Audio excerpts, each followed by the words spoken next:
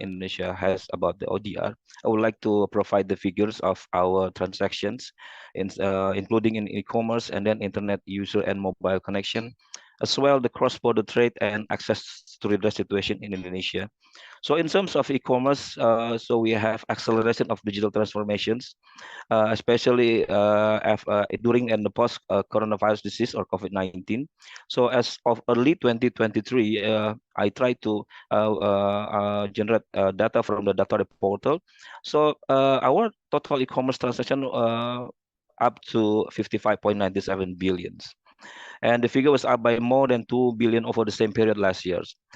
And in terms of internet user, there are 212.9 million of Indonesian that who use internet, yeah, and increase about 10 million from the previous year or 2022. And we have also total export value of trade of US dollar to 175.96 billion in 2022, according to Indonesian Central Statistic Agency. And I interest with previously mentioned by Arno about 10% of cross-border transaction in terms of business to consumer. And I was difficult to gather the data in terms of cross-border trade, including in B2C and as well as the B2B.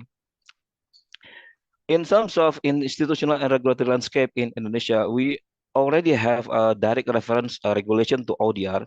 It is a government regulation number 80 2019 on e-commerce.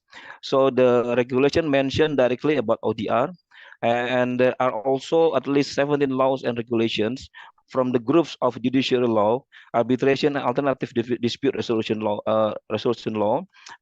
trade law, and as well as electronic information transaction law and sectoral regulations.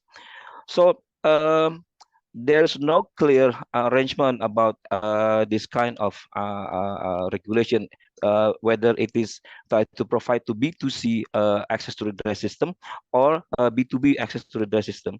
However, in terms of B2C, Indonesia have already multiple options for B2C dispute resolution in terms of offline. So, as Sita mentioned previously, there are also complaint hotline on our website.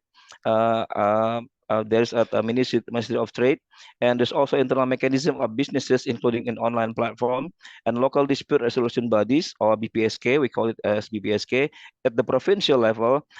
General and specific ADR bodies, including sectoral, for example, under the Financial Services Authority, and small claim and general court system, as well as Islamic Sharia court. So relevant development happened in Indonesia. So in terms of, the court online resolution, ODR that perhaps tried in the court system. Sorry, apologize me.